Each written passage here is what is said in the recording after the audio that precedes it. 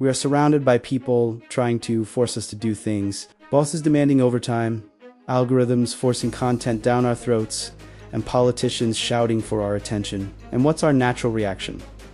We push back, we resist, we build walls. If you are using force to get what you want, you are working too hard. You are exhausting your foundation. The masters of power don't push, they pull. They don't break doors. They make you want to open them. Today, we're breaking down Law 43.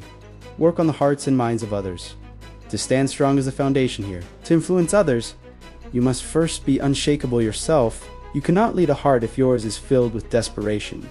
And you cannot win a mind if yours is clouded by ego. Why is standing strong the only way this works?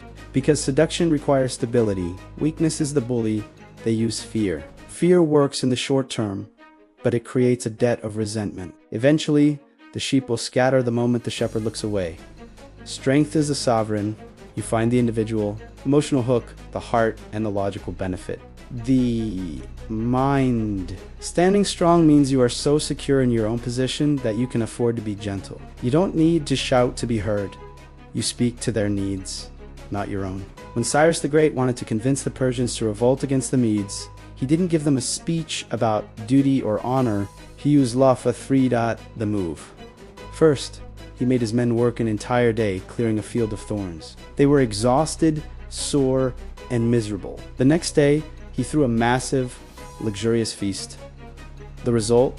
He asked them, "Which day do you prefer?" They obviously chose the feast. Cyrus then told them, "If you follow me, you will have feasts like this forever. If you don't, you will spend your lives clearing thorns."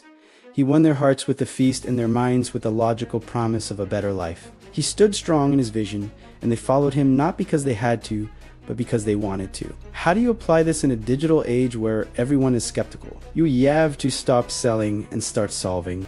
Do this because I'm the boss. How does this project help your career goals? Mind you're wrong. Here are the facts.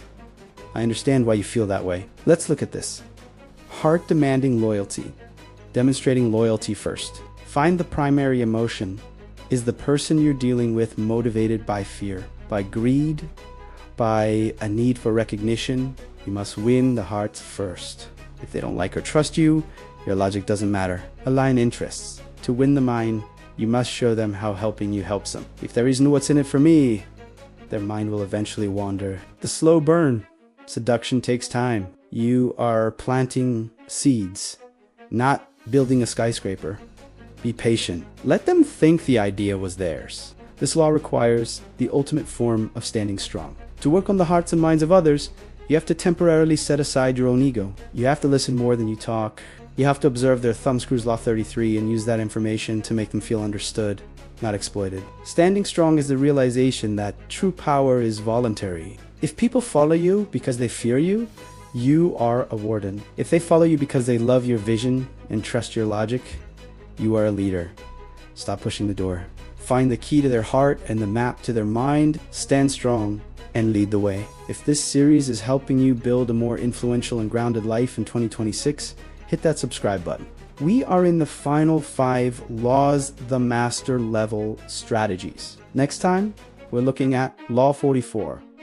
Disarm and infuriate with the mirror effect. I allow you how to drive your enemies crazy simply by reflecting their own behavior back at them. Would you like me to show you how to use psychological mirroring to win any negotiation? Let me know in the comments. I'll see you in the next one.